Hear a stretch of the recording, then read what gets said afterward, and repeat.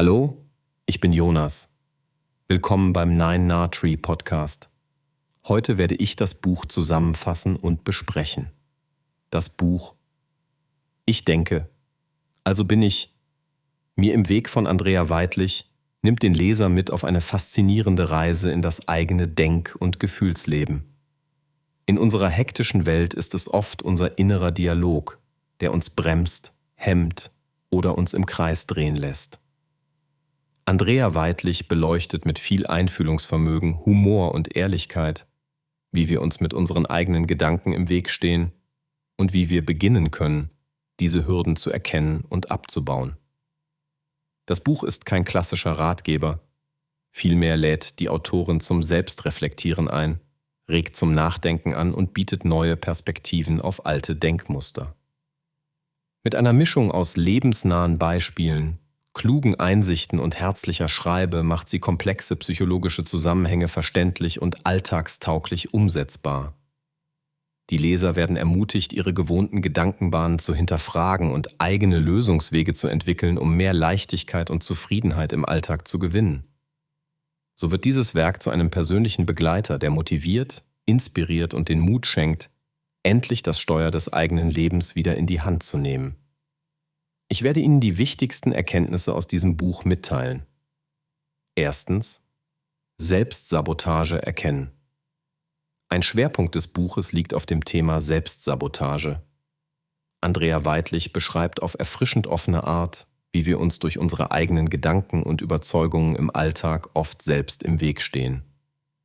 Die Autorin erklärt anschaulich, wie innere Glaubenssätze aus Kindheit, Erziehung oder negativen Erfahrungen entstehen und sich tief ins Unterbewusstsein eingraben.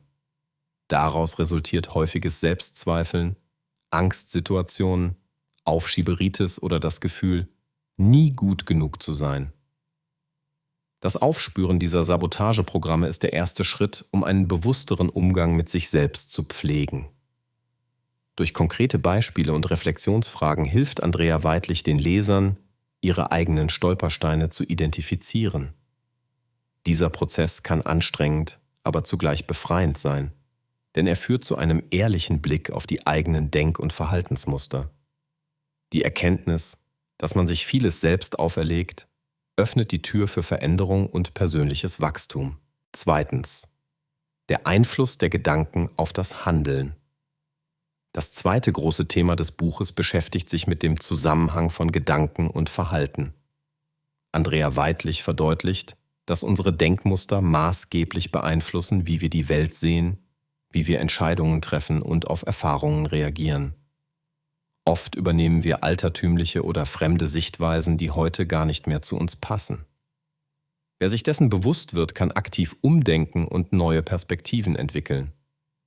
Die Autorin bietet zahlreiche Methoden, wie man negative Gedankenspiralen unterbrechen kann, sei es durch Achtsamkeit, einfache Atemübungen, das bewusste Reflektieren oder das Aufschreiben eigener Gedanken. Sie ermutigt, dem inneren Beobachter Raum zu geben und sich selbst Fragen zu stellen. Ist dieser Gedanke hilfreich? Oder was würde ich meiner besten Freundin in dieser Situation raten? So entsteht Distanz zu automatischen Reaktionen. Und Schritt für Schritt wächst die Fähigkeit, bewusster und freier zu handeln. Drittens: Emotionale Blockaden verstehen und lösen. Andrea Weidlich widmet ein weiteres zentrales Kapitel den emotionalen Blockaden, die viele Menschen daran hindern, das Leben zu leben, das sie sich wünschen. Diese Blockaden entstehen oft aus belastenden Erlebnissen, nicht verarbeiteten Gefühlen oder aus Angst vor Ablehnung und Scheitern.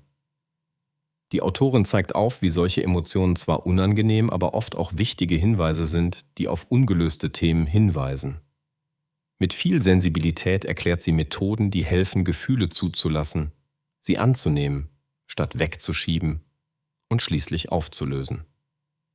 Konkret empfiehlt sie, den Körper als Unterstützer zu nutzen, zum Beispiel durch kleine Bewegungsübungen, bewusste Atmung oder Schreiben. Wer Emotionen liebevoll begegnen kann, wird frei für neue Erfahrungen und mehr Lebensfreude. Die Leser lernen, sich selbst mit Güte zu begegnen und das eigene emotionale Gleichgewicht zu stärken. Viertens: Achtsamkeit und Selbstmitgefühl entwickeln. Ein weiterer Schwerpunkt liegt auf der Entwicklung von Achtsamkeit und Selbstmitgefühl. Andrea Weidlich lädt dazu ein, sich selbst mit neugierigem Blick und ohne Vorurteile zu begegnen. Sie zeigt, wie wichtig kleine Momente der Ruhe, des Innehaltens und der Selbstfürsorge sind, um die eigene Rolle im Leben neu zu entdecken. Das Buch bietet zahlreiche praktische Übungen, wie man sich im Alltag immer wieder zentriert, im Hier und Jetzt ankommt und liebevolle Fürsorge für das eigene Wohl entwickelt. Selbstmitgefühl bezeichnet sie als Kraftquelle, die hilft, auch in schwierigen Zeiten an sich zu glauben und sich nicht zu verurteilen. Dies ist für viele Leser eine befreiende Botschaft, die schafft, was klassische Selbstoptimierungsratgeber oft nicht erreichen: einen achtsamen, liebevollen Umgang mit den eigenen Fehlern und Schwächen. Schließlich Veränderung anfangen. Mut zu neuen Wegen. Im letzten großen Themenblock motiviert die Autorin aktiv, Verantwortung für das eigene Leben zu übernehmen und erste Schritte in Richtung Veränderung zu gehen. Sie macht Mut, auch gegen innere Widerstände zu handeln und Neues auszuprobieren. Schrittweise erläutert sie, wie Gewohnheiten aufgebaut, alte Muster durchbrochen und positive Routinen entwickelt werden können. Dabei betont sie, dass Veränderung kein Sprint, sondern ein Marathon ist. Rückfälle gehören dazu und sind Teil des Prozesses. Die Leser erfahren, wie innere Hindernisse tatsächlich an Kraft verlieren, wenn man ihnen mit Verständnis, Geduld und Humor begegnet.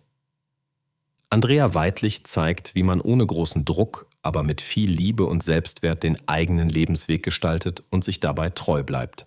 Zusammenfassend: Wenn du auf der Suche nach einem Buch bist, das dich nicht nur an die Hand nimmt, sondern dich auch dazu inspiriert, Verantwortung für dein eigenes Glück zu übernehmen, ist Ich denke, also bin ich mir im Weg genau das Richtige für dich.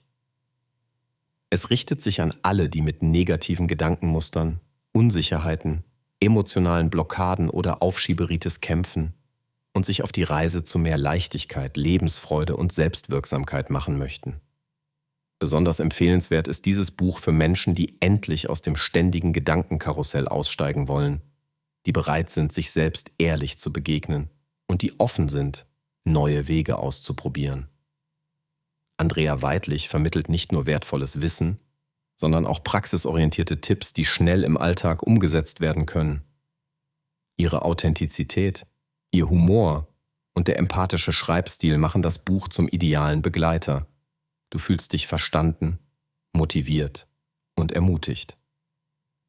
Im Gegensatz zu vielen anderen Ratgebern setzt Ich denke, also bin ich mir im Weg nicht auf blanke Selbstoptimierung, sondern verbindet Psychologie, Achtsamkeit und echtes Mitgefühl zu einer nachhaltigen Veränderung. Das Buch schenkt dir nicht nur theoretisches Wissen, sondern berührt dich auf gefühlvoller Ebene. Kauf dieses Buch, wenn du dich wieder selbst entdecken und ein Leben führen willst, in dem deine Gedanken zu deinen Verbündeten werden, nicht zu deinen Gegnern. Wenn Sie unterstützen möchten, Andrea Weidlich, können Sie das Buch über den Amazon-Link kaufen, den ich in der Podcast-Beschreibung angegeben habe. Lassen Sie mich nach dem Lesen des Buches wissen, was Sie davon halten, und teilen Sie Ihre Gedanken mit. Bis bald.